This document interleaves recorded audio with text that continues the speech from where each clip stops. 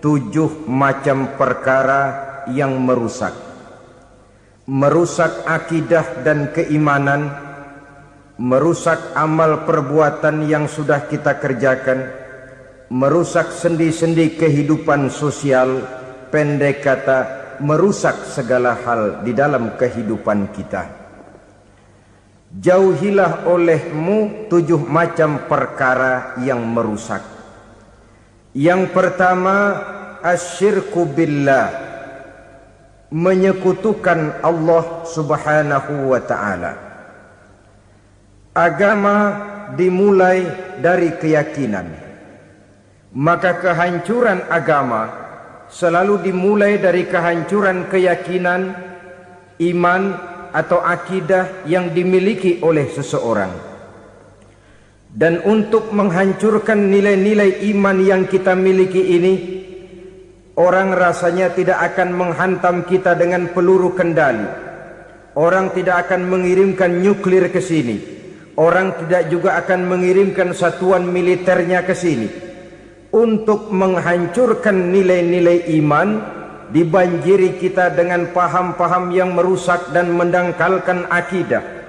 Baik ia bernama materialisme, baik ia bernama sekularisme, baik ia bernama banjirnya maksiat dan munkarat, baik ia bernama banjirnya peradaban dan kebudayaan yang menghancurkan moral daripada anak-anak kita, sedikit demi sedikit melenturkan dan melunturkan nilai-nilai keimanan kita, untuk kemudian pada waktunya nilai iman itu akan bertukar dan berganti menjadi nilai syirik kepada Allah subhanahu wa ta'ala. Atau pada sisi lain, menjadikan yang selain Allah sebagai tujuan akhir daripada kehidupan kita.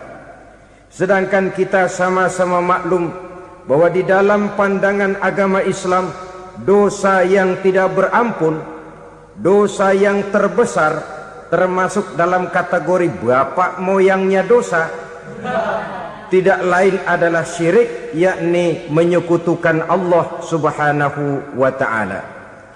Pola penghancuran iman ini memang berstrategi. Ditawarkan kita kepada paham materialisme, paham kebendaan, di mana otak menempati urutan sebagai ranking pertama, Tuhan jatuh pada urutan kedua. Lalu menyusul kepada paham sekularisme, Allah dipisahkan dari seluruh kegiatan hidup ini, untuk pada gilirannya menjadikan yang selain Allah sebagai tujuan akhir daripada seluruh kegiatan hidup kita. Oleh karenanya, kewajiban menjaga nilai-nilai iman ini merupakan kewajiban yang mulia tetapi berat. Tidak hanya untuk kita, tetapi juga bagaimana mewariskannya kepada anak-anak kita, generasi yang akan datang. Orang-orang tua bijaksana yang diceritakan di dalam Al-Quran, kalau sudah berpikir tentang anak-anaknya, pertanyaan yang paling mereka risaukan ialah, ma ta'buduna min ba'di.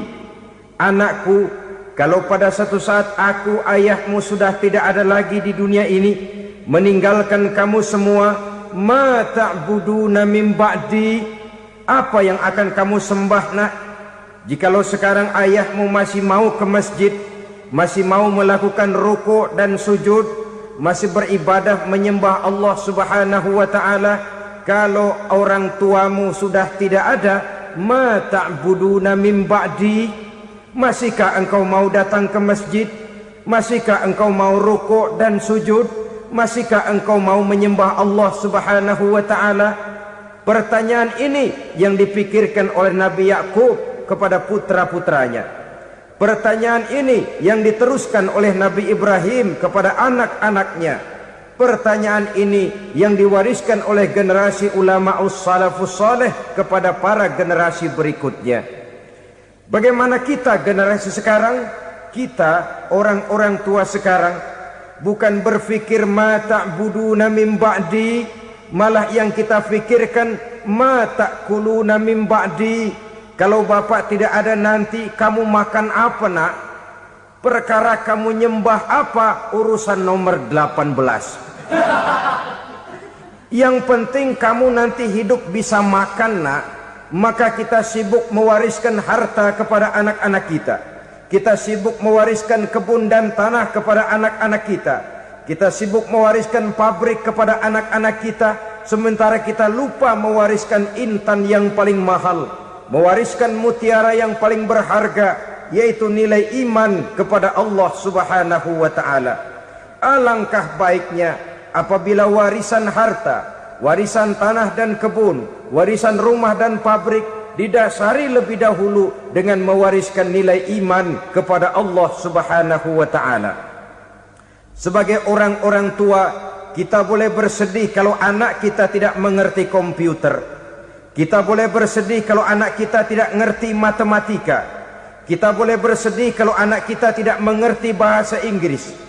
Tapi sewajarnya lebih bersedihlah kita orang tua jikalau mempunyai anak yang tidak kenal Allah sebagai Tuhannya, yang kemudian tidak mau rukuk dan sujud kepada Allah Tuhannya. Itulah kemalangan yang paling malang bila kita meninggalkan generasi yang tidak bertauhid kepada Allah Subhanahu wa ta'ala.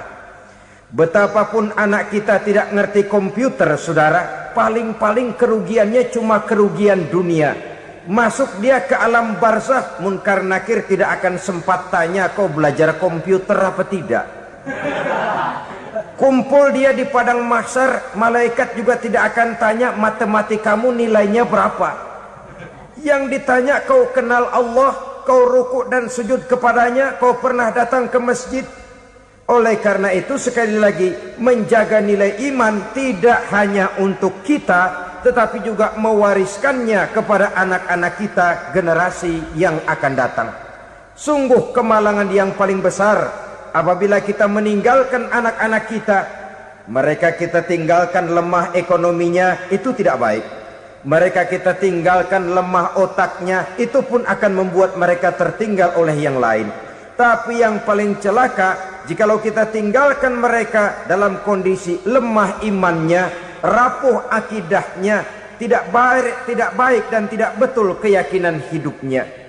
Oleh karena itu Nabi berpesan, jauhilah 7 perkara yang merusak. Yang pertama, syirik kepada Allah Subhanahu wa ta'ala. Menyekutukan Allah baik dalam ucapan, dalam keyakinan ataupun dalam perbuatan. Ini perkara pertama yang termasuk 7 perusak besar di dalam kehidupan. Kalau sudah jatuh kita ke lembah syirik, bagaimanapun banyak kebaikan yang kita kerjakan, berjiwa sosial, bertangan pemurah, gemar menolong orang lain, kalau memang dasarnya syirik, maka seluruh kebaikan kita akan hancur, tidak akan ada nilainya dalam pandangan Allah Subhanahu wa ta'ala. Dalam pandangan manusia mungkin kita dicatat sebagai orang sosial, gemar menolong orang lain, tidak berpangku tangan melihat orang yang mendapat kesulitan. Tapi oleh karena dasarnya syirik, dasarnya tidak mentauhidkan Allah, maka seluruh nilai kebaikan yang kita kerjakan tidak akan ada nilainya dalam pandangan Allah Subhanahu wa ta'ala. Maka jagalah iman kita, jangan sampai dihinggapi penyakit syirik yang bagaimana kecilnya sekalipun. Sekali lagi, baik syirik dalam bentuk ucapan, syirik dalam bentuk keyakinan, sampai kepada syirik dalam bentuk perbuatan, kita berhindar kepada sifat-sifat yang sedemikian itu. Karena apa? Dalam satu ayat Quran Allah Subhanahu wa ta'ala menjelaskan, innallaha la yaghfiru ayyushraka bih wa yaghfiru ma duna dzalika liman yasha.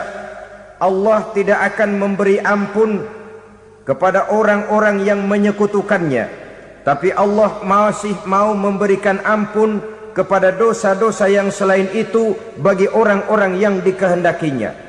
Dosa selain syirik, apabila kita bertaubat, Allah masih mau mengampuni. Tapi kalau sudah jatuh ke tempat syirik, itu sudah dosa yang tidak berampun. Taubatnya tidak lain melepas syirik, kembali kepada tauhid, berkeyakinan bahwa hanya ada Allah Subhanahu wa ta'ala, Tuhan satu-satunya, yang lam yalid walam yulad walam yakul lahu kufuwan ahad. tidak beranak, tidak pula diperanakkan, dan tidak satupun yang dapat menyerupai Tuhan Allah Subhanahu wa ta'ala. Saudara-saudara kaum muslimin rahimakumullah, bahwa kita di zaman sekarang memang tidak menyembah berhala, ya. Bahwa kita tidak berterang-terangan mengatakan Tuhan lebih dari satu, memang. Bahwa kita tidak berkeyakinan Tuhan itu punya anak atau diperanakkan, tentu. Tapi dalam perbuatan dan i'tiqad kita kadang-kadang jatuh tanpa kita sadari ke tempat yang bernama syirik ini.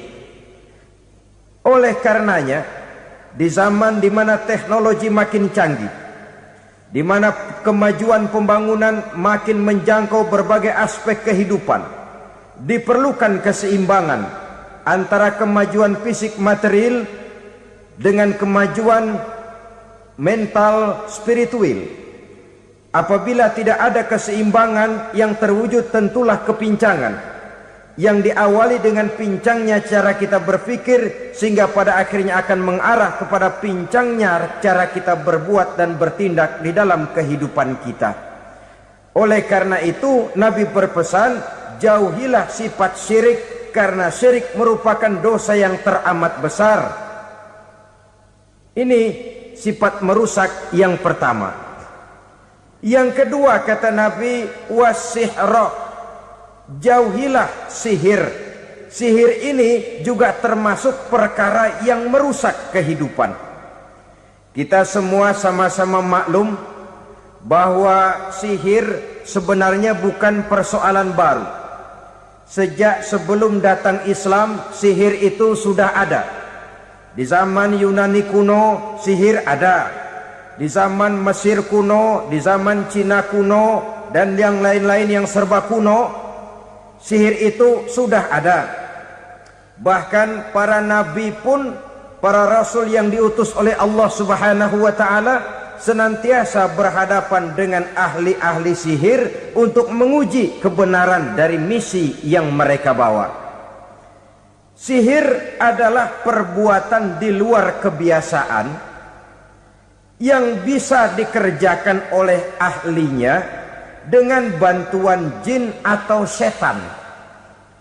Hukum mempelajari sihir adalah haram, mengamalkannya lebih haram lagi. Sebab itu saudara-saudara, sihir merupakan perbuatan merusak yang harus kita jauhi. Ciri-ciri daripada perbuatan sihir, pertama, ia mengandung tipuan, bayangan khayal. Di zaman Nabi Musa misalnya, orang melihat tambang-tambang itu seperti ular. Nabi Musa melayangkan tongkatnya menjadi ular-ular besar yang memakan ular-ular kecil ciptaan tukang-tukang sihir Fir'aun tadi. Lalu sihir bisa terjadi dengan bantuan jin kafir atau setan. Kemudian ciri yang ketiga, sifatnya halus dan tersembunyi.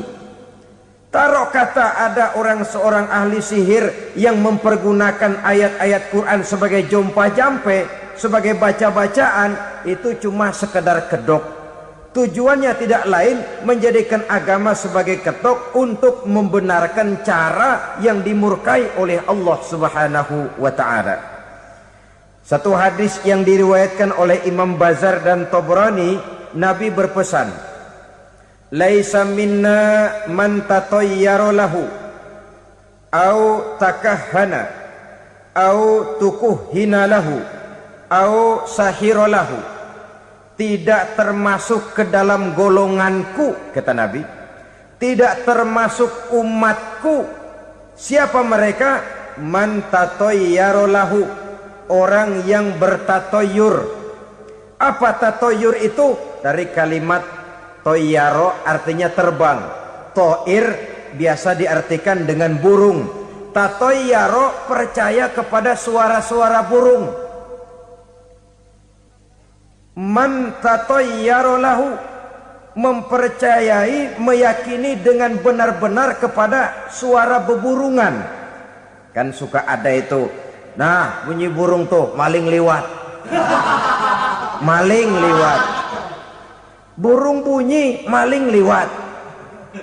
Itu termasuk tatoyaro lahu, percaya kepada suara burung. Kan aneh kalau suara orang nggak dipercaya, suara burung malah dipercaya. Ada ustadz ceramah, kiai ngaji, nggak mau didengerin, burung dengerin bener. Nah, suaranya dari sebelah mana? Belah kulon. Nah, itu tandanya ano. Habis dihitung-hitung. Itu termasuk tatoyaro lahu. Au takahana, atau bertenung, au tukuhina, atau minta ditenungkan, au sahirolahu, atau melakukan perbuatan sihir, atau minta disihirkan. Laisa minna, tidak termasuk ke dalam golonganku, kata Nabi. Sehingga dengan demikian saudara-saudara, menghadapi sihir dengan sihir sekalipun termasuk perbuatan yang tidak diajarkan oleh agama. Kita kan mempelajari sihir untuk jaga diri, tidak apa-apa. Yang dilarang mengamalkannya, dilarang juga mempelajarinya. Sebab orang kalau sudah mengetahui, biasanya lalu terangsang untuk mencoba. Kalau percobaannya berhasil, biasanya terangsang untuk coba lagi dan coba lagi. Pada akhirnya ketagihan, lalu beralih menjadi profesi, apalagi itu nanti bisa mendatangkan hasil uang. Saudara-saudara kaum muslimin rahimakumullah, kita manusia makhluk nyata. Kita hidup di alam nyata, terikat oleh sunnatullah, causality. Oleh karenanya, bagi kita keyakinan yang penuh, keikhlasan di dalam bertuhankan Allah, penyerahan diri sepenuhnya hanya kepadanya, itu sudah merupakan obat penangkal yang sangat ampuh agar kita tidak terkena penyakit-penyakit yang dibuat oleh setan dan para pembantunya.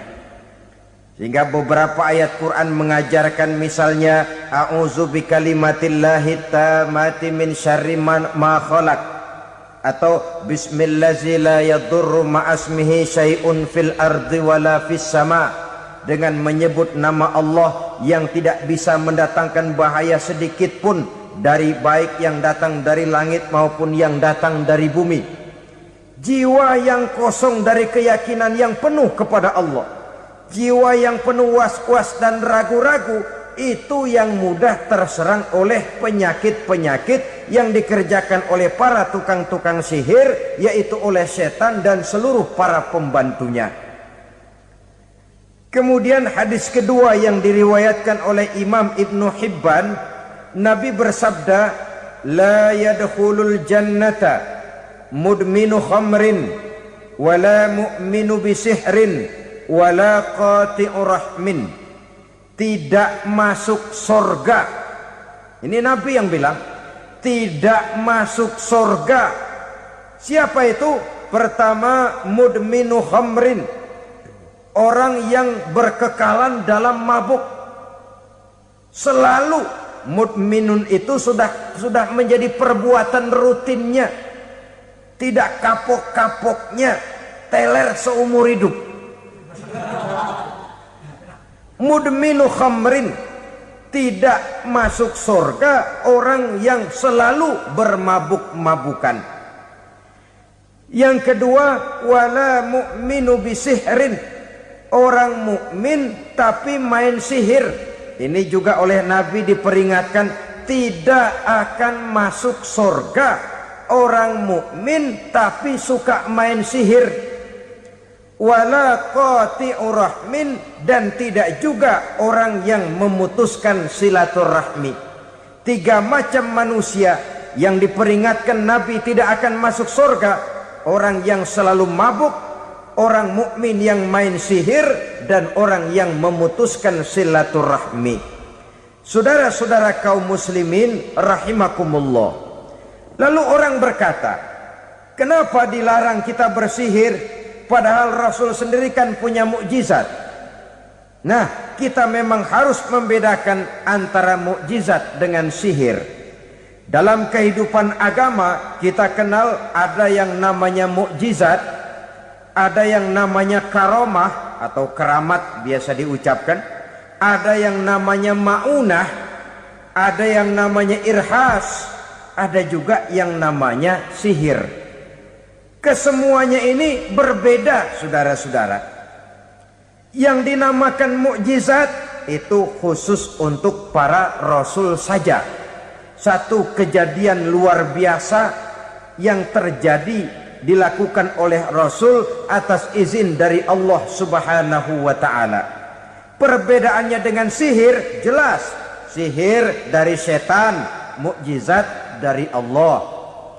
Sihir bisa dipelajari, mukjizat tidak. Sihir umumnya untuk maksud-maksud yang tidak baik, sedangkan mukjizat untuk memperkuat kebenaran yang disampaikan oleh para rasul dan ditentang oleh umatnya. Bahkan kafir Quraisy dahulu menganggap orang-orang ahli sihir itu berada dalam satu posisi yang hina, sehingga mereka mengatakan dan menuduh Nabi Muhammad sebagai tukang sihir. Tuduhan sebagai tukang sihir adalah tuduhan yang sangat aib dan hina. Di tengah masyarakat kufar jahiliyah, kedudukan tukang sihir dipandang sebagai kedudukan yang hina, sehingga mereka mengejek Nabi dengan sebutan tukang sihir. Jadi mukjizat hanya untuk Rasul saja. Kemudian karomah. Karomah ini asal kata dari karoma, kehormatan, kemuliaan yang diberikan Allah kepada hamba-hambanya yang rajin mendekatkan diri kepadanya. Oleh karena ketekunannya melaksanakan ibadah, Allah memberikan keistimewaan kepada orang itu, yang dengan keistimewaannya dia bisa mengerjakan yang tidak bisa dikerjakan oleh orang lain. Karomah hanya bisa dicapai dengan prestasi ibadah. Kalau sihir mau ibadah apa enggak, asal dia belajar, bersatu dan berteman dengan setan, memenuhi persyaratan-persyaratan setan, biasanya lalu bisa. Sedangkan karomah tidak mungkin terwujud tanpa orang mendekatkan diri sedekat-dekatnya kepada Allah Subhanahu wa ta'ala. Maka kita lihat biasanya orang-orang yang punya ilmu sihir, mukanya rata-rata nggak enak dilihat. Kumuh, jauh dari air wudhu, jauh dari sujud kepada Allah, malah berteman dengan setan, menjadi pelayan-pelayannya setan. Saudara-saudara, adapun maunah, keistimewaan yang diberikan Allah kepada hamba-hambanya yang belum sampai kepada tingkat wali, tapi orang itu lebih banyak kebaikannya daripada kesalahannya. Umpamanya, saudara jalan bertiga di pinggir jalan, saudara ada pada posisi di tengah, lalu bertiga ini ketabrak mobil. Menurut perhitungan saudara mati lebih dahulu. Tapi terjadi hal yang aneh, dua teman saudara mati, saudara malah cuma luka dan lecet sedikit saja. Apa itu? Kalau kita lebih banyak kebaikannya daripada kesalahannya, itu yang dinamakan maunah, pertolongan yang diberikan Allah kepada hamba-hambanya yang lebih banyak kebaikannya daripada kesalahannya. Sedangkan yang dinamakan irhas, kejadian luar biasa pada diri seseorang pada waktu dia masih kecil, yang menunjukkan tanda-tanda keistimewaannya. Itu umumnya pada para nabi pada usia kecilnya sudah ada irhas, tanda-tanda istimewa. Jelas baik mukjizat, karomah, maunah maupun irhas berbeda dengan sihir. Sihir ini jelas saja merupakan bantuan dan persekutuan antara manusia dengan setan. Padahal setan, kata Allah dalam Al-Quran, innahu lakum aduwwum mubin, sesungguhnya setan bagi kamu adalah musuh yang sangat jelas. Saudara-saudara kaum muslimin rahimakumullah, di zaman sekarang dalam menghadapi beban kehidupan yang makin pelik, menghadapi stres yang tidak kunjung selesai, menghadapi persoalan-persoalan yang teramat berat, orang sering mencari jalan keluar kepada hal-hal yang menurut pendapatnya bisa meringankan beban moralnya itu. Pergilah dia mencari sesuatu yang dapat meringankan bebannya. Dan tidak jarang yang jatuh ke pangkuan tukang-tukang tenung, ke pangkuan tukang-tukang sihir, yang mereka itu oleh Quran dijelaskan kadzabal munajjimun walau sodaku.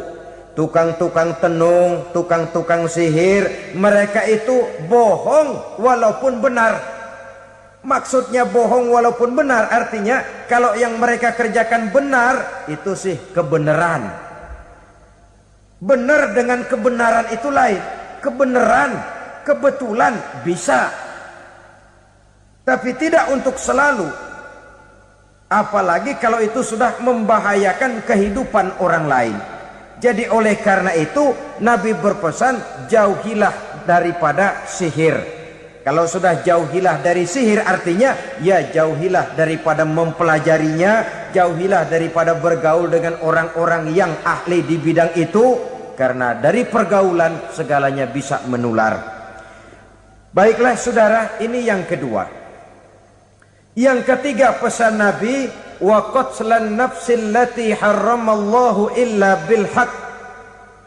Membunuh orang lain dengan cara yang tidak benar. Membunuh orang yang diharamkan oleh Allah Subhanahu wa taala untuk melakukannya kecuali dengan alasan yang benar. Kita tahu Islam adalah agama damai. Sesuai dengan namanya, ia tidak dikembangkan dengan pedang dan kekerasan. Ia dikembangkan dengan keteladanan dan tuntunan moral. Oleh karena Islam bukan agama kekerasan, Islam pun tidak mementingkan dan mengajarkan kekerasan kecuali dengan alasan yang benar dan bisa dipertanggungjawabkan. Membunuh dengan sengaja, menghilangkan nyawa orang lain tanpa alasan yang bisa dibenarkan adalah merupakan dosa besar dan satu di antara 7 perkara yang bisa mendatangkan kerusakan dalam kehidupan dan yang hendaknya harus kita jauhi.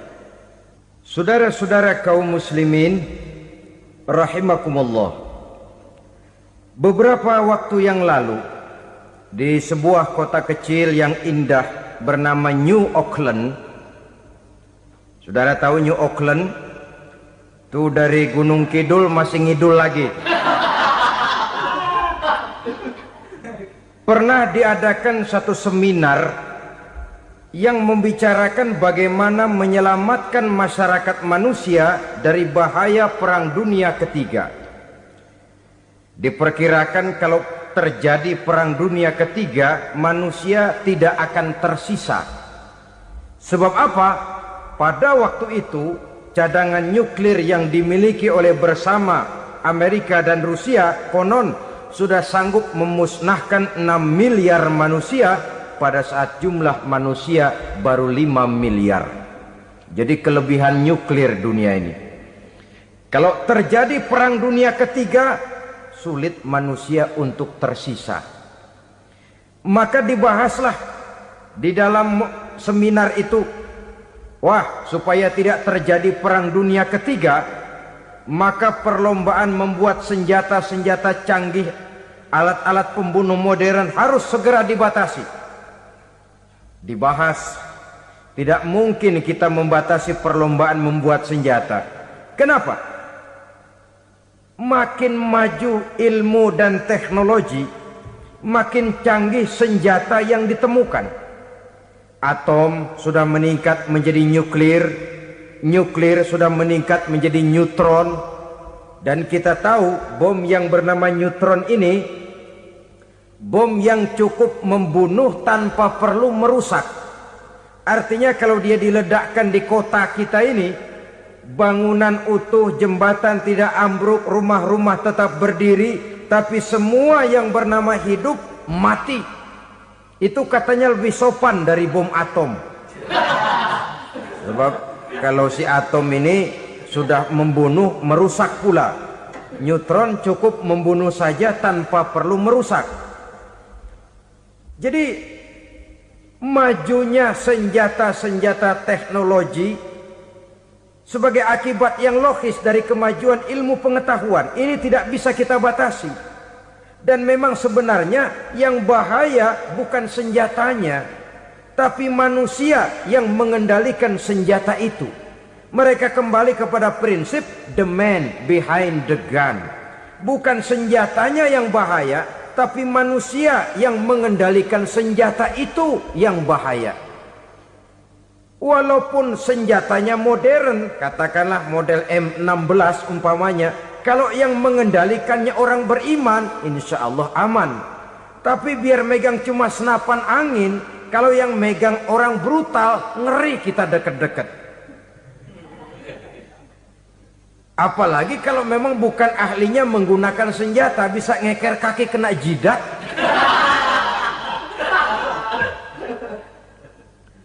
Mereka kembali kepada prinsip lama yang tetap baru. Bukan senjatanya yang harus dibatasi, manusia yang mengendalikan senjata itu yang perlu dibicarakan. Nah, kalau begitu, agar manusia tidak mempergunakan senjata sewenang-wenang, apa yang harus kita lakukan? Ya, manusianya harus bermoral. Ya, tapi moral yang mana? Di dunia ini banyak ajaran tentang moral. Itu pun mudah saja. Di sini kan kita undang saja ahli dari berbagai agama untuk membicarakan konsep perdamaian menurut agamanya masing-masing. Baik, setuju itu? Setuju.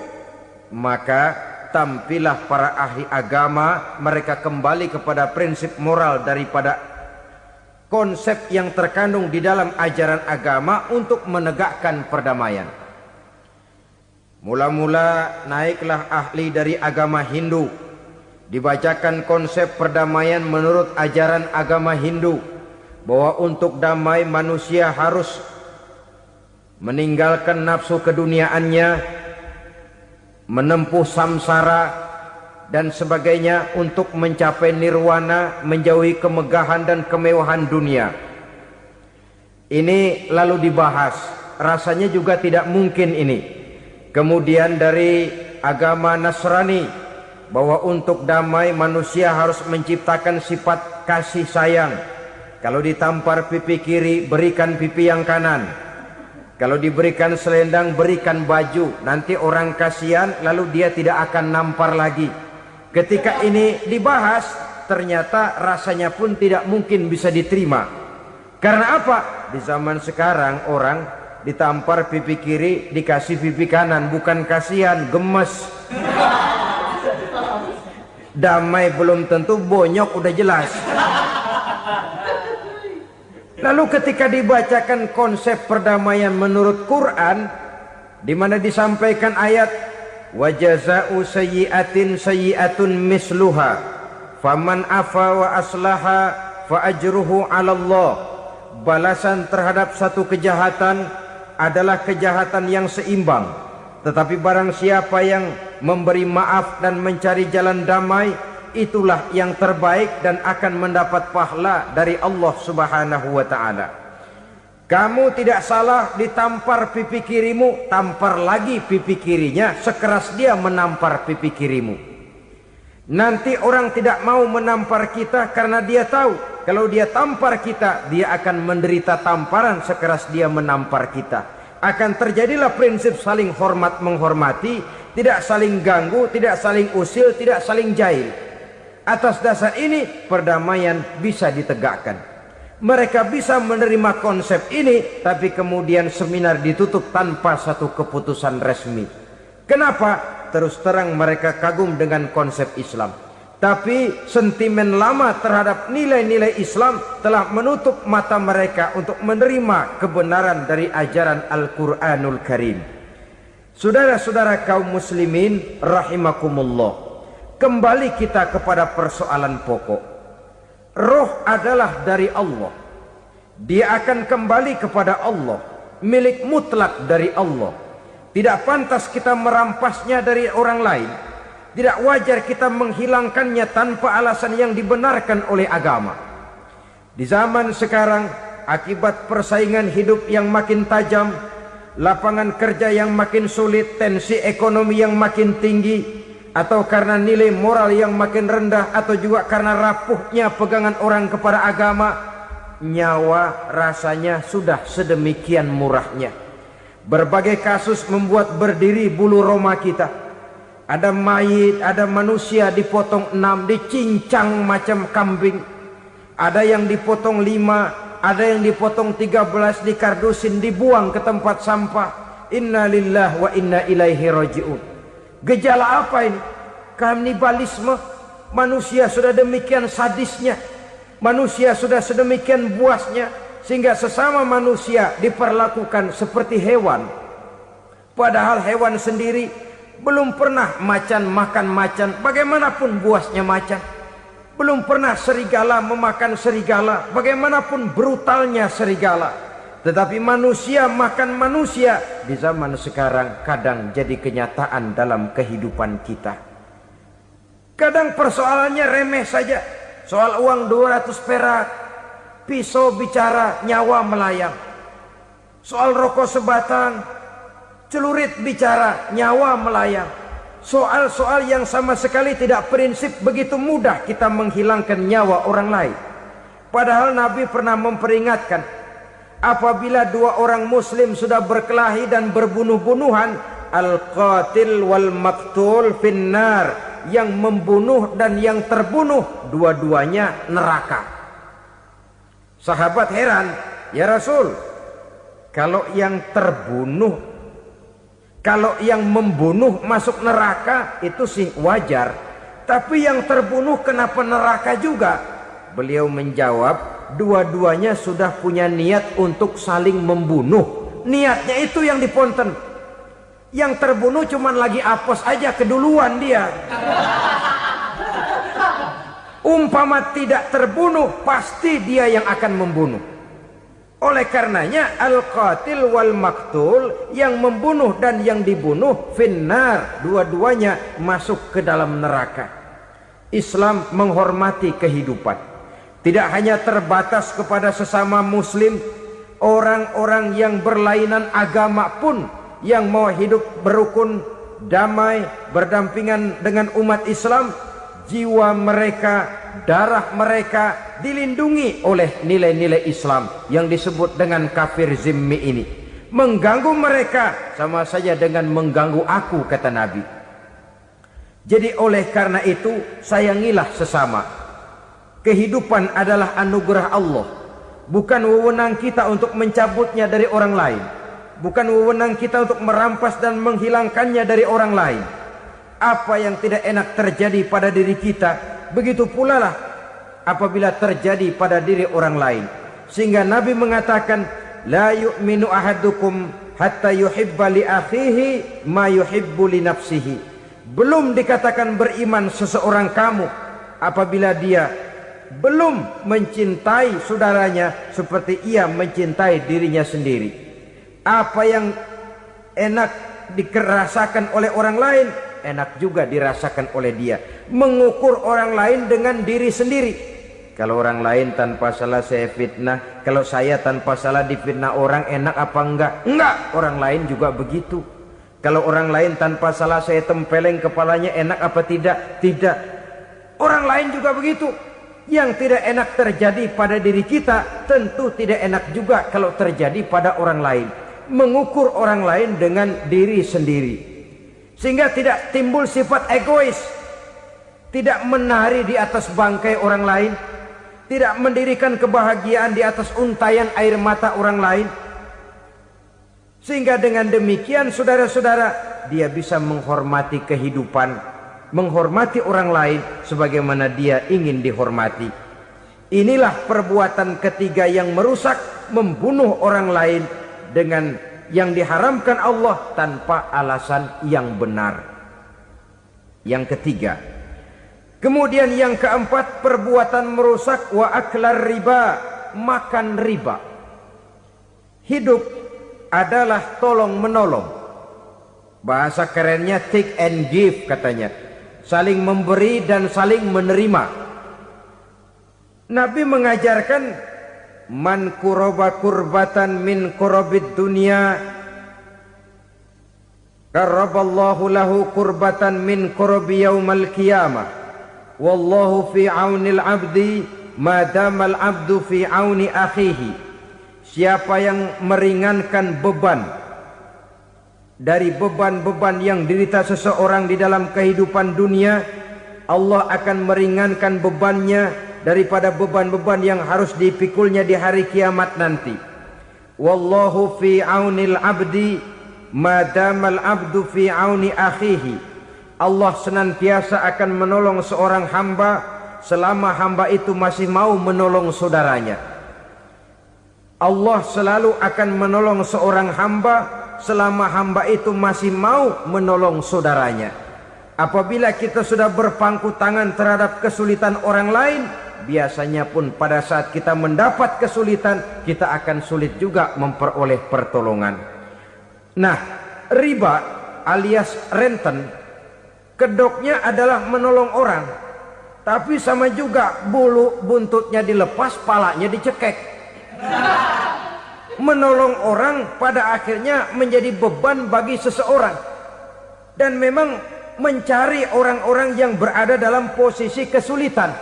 Biasanya di daerah-daerah di mana musim paceklik jadi lapangan kerja sulit, sedangkan urusan perut tidak bisa ditunda, akhirnya orang terjebak ke dalam rentenir, ke dalam riba, ke dalam renten, bunga berbunga, sehingga satu saat jumlah bunganya bisa lebih besar dari jumlah pinjaman pokoknya.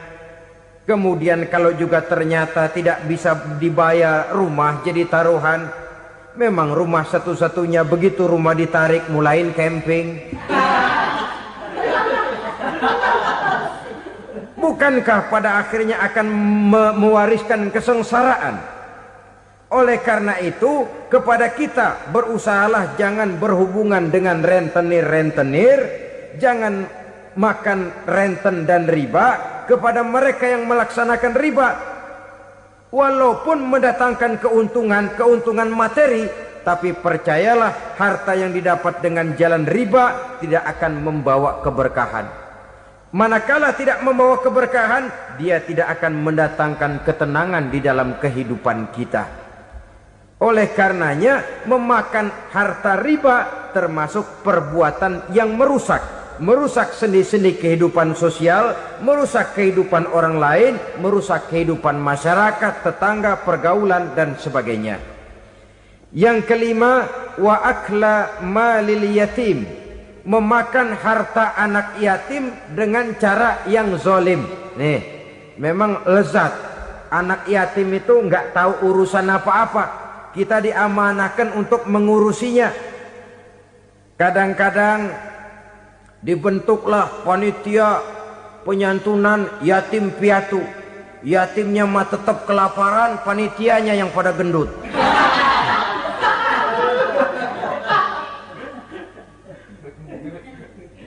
Padahal memakan harta anak yatim termasuk perbuatan dosa besar, dan menjantuni yatim merupakan perbuatan mulia.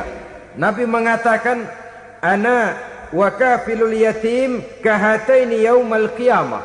Aku dan orang-orang yang menyantuni anak yatim seperti dua jari ini pada hari kiamat nanti. Dekat sekali. Jikalau ingin di hari akhir nanti dekat dengan Rasul, bersahabatlah dengan anak-anak yatim. Jadilah pengurus anak-anak yatim. Bangunlah panti-panti asuhan yatim. Pada saat bapak ibunya meninggal, kitalah yang menjadi orang tuanya. Bahkan sedemikian besar perhatian Islam terhadap anak-anak yatim ini, sehingga Quran memberikan peringatan, ara'aital ladzi yukadzibu biddin fadzalikal ladzi yad'ul yatim wa la yahuddu ala ta'amil miskin. Tahukah kamu siapa orang yang mendustakan agama, beragama tapi dianggap dusta, salatnya dusta, puasanya dusta karena agamanya sudah berdusta. Siapa mereka? Fazalikal ladzi yad'ul yatim, orang yang menyia-nyiakan anak yatim, wala yahuddu ala ta'amil miskin, dan tidak pernah memberi makan kepada orang-orang yang menderita kemiskinan, menyia-nyiakan, meninggalkan anak yatim, termasuk perbuatan yang divonis kita sebagai orang yang mendustakan agama. Saudara-saudara kaum muslimin rahimakumullah, maka sangat dicela mengeksploitir anak-anak yatim, menjadikan mereka sebagai kedok untuk mencari kekayaan pribadi. Tetapi jikalau ikhlas, ganjarannya sangat besar, nilai pahalanya sangat besar. Menyantuni yatim tidak hanya setahun sekali. Kalau Muharram pakai istilah lebaran yatim, dibentuklah panitia, diberilah beras, uang 4-5 ribu rupiah, alhamdulillah. Tapi jangan lupa, si yatim tidak hidup cuma satu hari. Dia tidak hidup cuma di bulan Muharram saja, dia hidup 12 bulan dalam setahun. Sebagaimana anak-anak yang lain, dia juga berhak punya masa depan. Dia juga berhak menikmati bangku sekolah. Dia berhak mengenyam arti dan makna pendidikan. Dia berhak membekali diri dengan ilmu dan pengetahuan, seperti halnya anak-anak yang lain. Maka kita yang diberikan keluasan oleh Allah, ingatlah itu, bersahabatlah dengan anak-anak yatim, santuni mereka. Perkara setahun sekali di bulan Muharram, alhamdulillah, itu bagus, bin Toyib alias baik. Tapi tentu dan tentu sekali lagi, si yatim tidak hanya hidup di bulan Muharram. Dia hidup 12 bulan dalam setahun, 24 jam dan di dalam sehari. Oleh karenanya, menyia-nyiakan mereka pada saat posisi kita memang mampu akan memojokkan kita dalam satu posisi di mana kita dianggap sebagai orang yang mendustakan agama, memakan harta anak yatim dengan cara yang zolim. Bapaknya udah meninggal, kebunnya lebar, anaknya dikelecehin. Nah, dah kamu gak usah pusing, nanti saya yang ngurus. Akhirnya bukan ngurus, nguras. Si yatim mungkin tidak tahu bahwa dia disia-siakan, haknya diambil, miliknya dizolimi. Tapi Allah yang akan membalasnya dengan seadil-adilnya.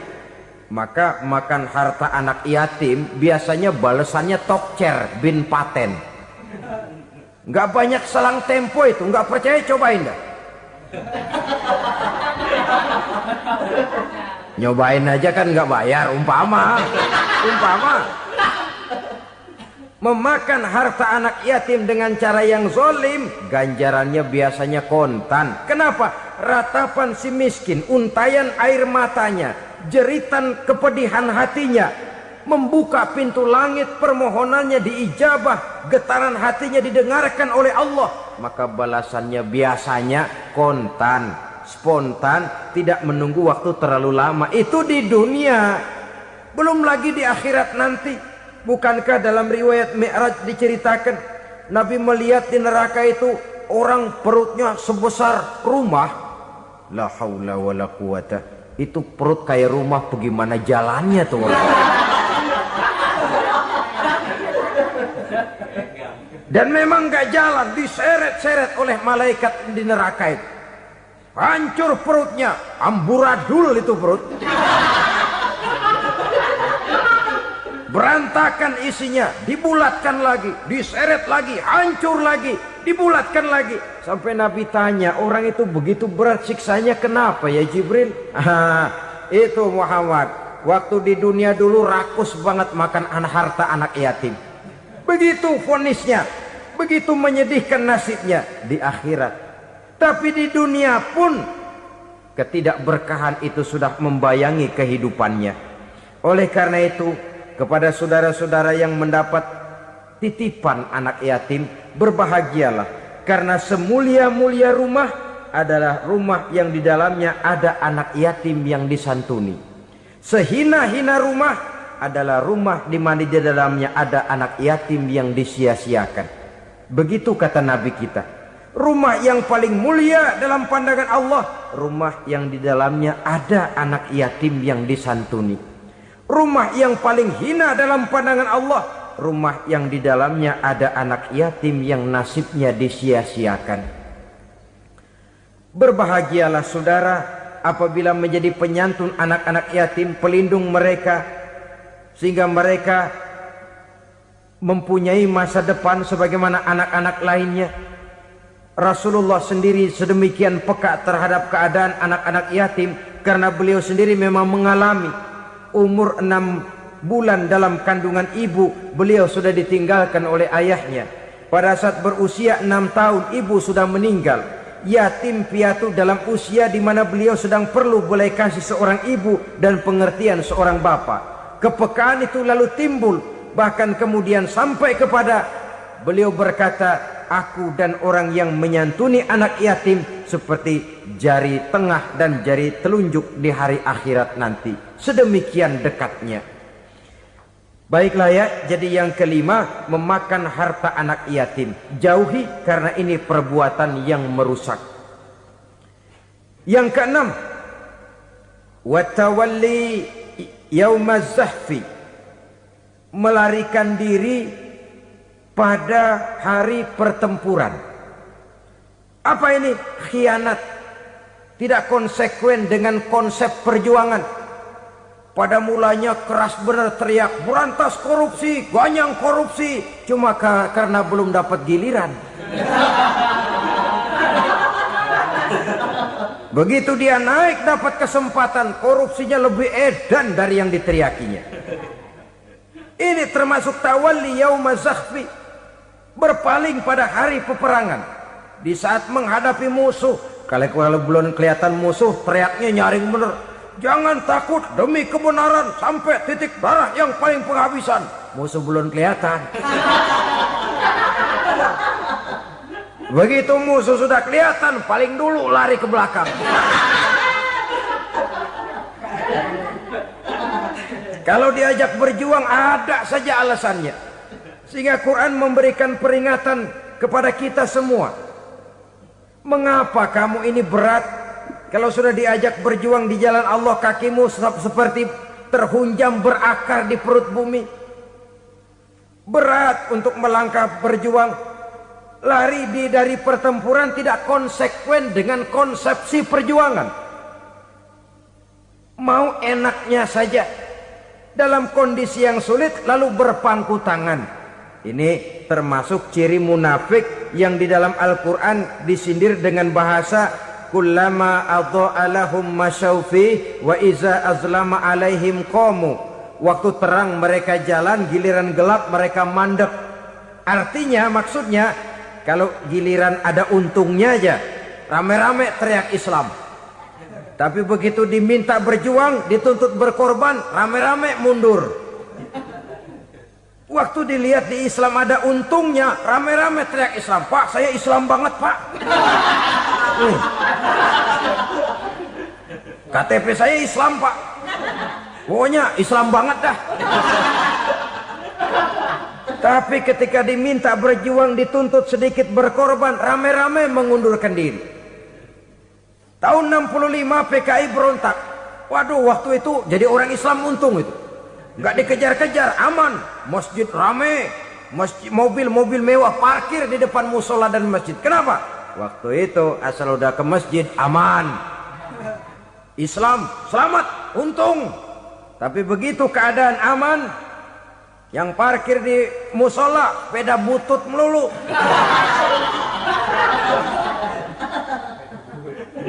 Waktu terang mereka jalan, waktu gelap mereka berhenti. Dikala di Islam ada untungnya, baru wah Islam bagus, Islam hebat. Tapi waktu dilihat ada kerugian, jangan bawa-bawa Islam dah. Jangan bicara soal Islam, ini kan bukan soal agama. Bukan soal agama. La haula wa la quwata illa billah. Beragama kita ambil talfik fiddin, mengambil yang enteng-enteng saja dalam urusan beragama ini. Tidak konsekuen kita dengan Islam kita. Seolah kita mau memilih mana yang terasa cocok sama selera kita, kita teriak Islam. Beratan aja dikit, rame-rame berpaling. Itu termasuk tawalli yaumaz zahfi. Para pengkhianat, mental-mental hipokrit yang tidak mau konsekuen menghadapi segala bahaya. itu termasuk perbuatan yang merusak. Kenapa? Kalau cuma dia saja yang lari, mungkin tidak jadi soal. Tapi larinya ini akan mempengaruhi orang lain. Nah, pengaruhnya itu yang dicegah. Sebab kalau satu sudah mulai lari, yang lain mulai ngelirik. Ketika yang dilirik kemudian tidak ada reaksi, dia akan ikut lari. Artinya apa? Seorang muslim harus konsekuen dengan konsep perjuangannya, dengan keyakinan keagamaannya, dan tidak memilih yang enak-enak saja di dalam kehidupan beragama.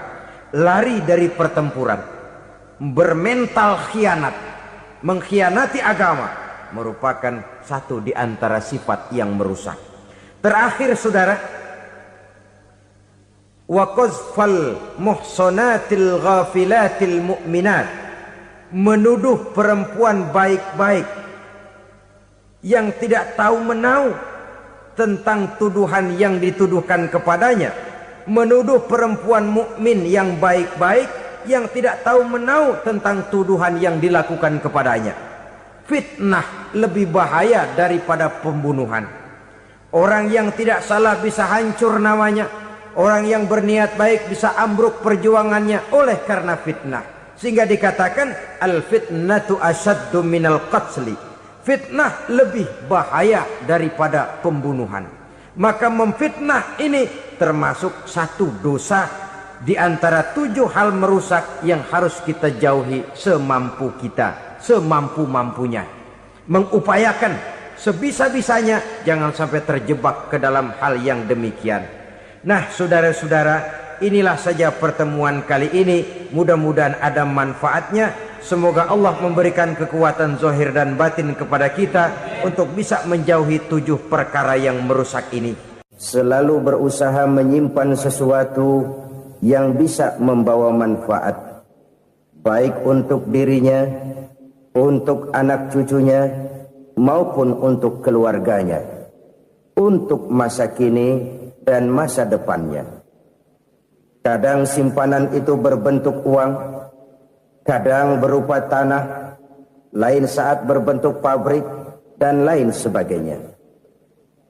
Sementara masa depan yang paling pasti adalah akhirat.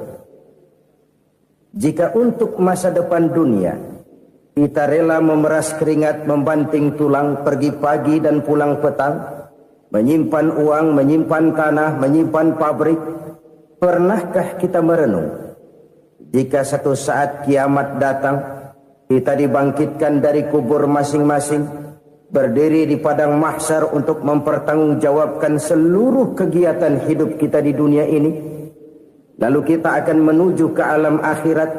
Sudahkah kita mempunyai simpanan untuk akhirat kita? Pada pertemuan kali ini saya ingin menyampaikan sebuah hadis di mana Rasulullah sallallahu alaihi wasallam bersabda, arba'un min kanzil jannah. Simpanan sorga ada 4 macam.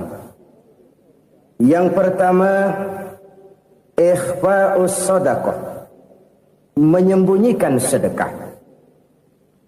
Saudara-saudara kaum muslimin, sebagaimana yang kita maklum bahwa Allah Subhanahu wa taala melebihkan sebagian rezeki dari kita terhadap yang lain. Ada yang kaya, ada yang setengah kaya, ada yang miskin, ada yang setengah miskin, dan selanjutnya. Ada yang gajinya kecil tapi penghasilannya gede. Ada yang penghasilannya gede tapi nggak punya gaji. Ada juga yang memang gajinya gede dan penghasilannya gede. Kelebihan rezeki merupakan sunnatullah dan tidak harus membuat kita merasa lebih dari yang lain. Bahkan sebaliknya, kelebihan itu harus membuat kita ringan tangan untuk menolong mereka yang memang memerlukan pertolongan. Kalau saudara diberikan ilmu, maka pertanyaan akhirat cuma satu: ilmumu kau amalkan untuk apa? Kalau saudara diberikan umur yang panjang, pengadilan akhirat juga bertanya satu: umurmu kau habiskan di mana? Tapi kalau saudara diberikan harta, pengadilan akhirat akan bertanya 2: hartamu kau dapat dari mana, kau belanjakan kemana. Dari mananya ditanya, dan kemananya juga ditanya. Oleh karena kita akan dimintakan pertanggungan jawab, maka amanah yang bernama harta ini harus kita gunakan dengan sebaik-baiknya. Ada penggunaan yang merupakan kewajiban, itu zakat namanya. Ada penggunaan yang sewaktu-waktu, itu infak namanya. Ada yang lebih sewaktu-waktu lagi, dan itu sedekah namanya. Zakat dia terikat oleh haul dan nisab, oleh putaran batas waktu dan ukuran dari harta itu sendiri.